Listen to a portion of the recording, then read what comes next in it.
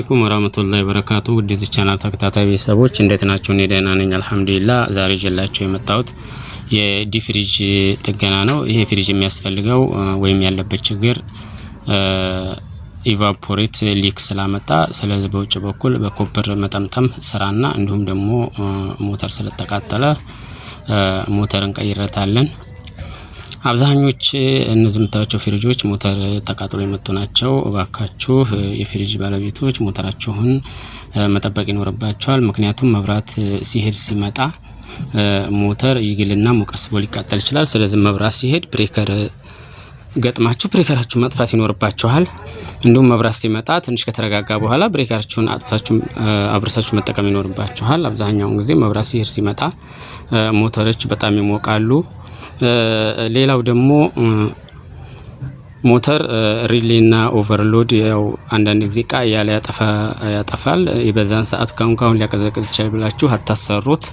እንደ አይነት ነገር ካመጣ ወዲያውኑ ማጥፋትና ሶኬት ማንቀል ይኖርባችኋል። ስለዚህ በዛ አይነት መልኩ ፍሪጃችሁን ጠብቁ። ምክንያቱም አሁን ይሄ ፍሪጅ ሁለት ወጪ ነው።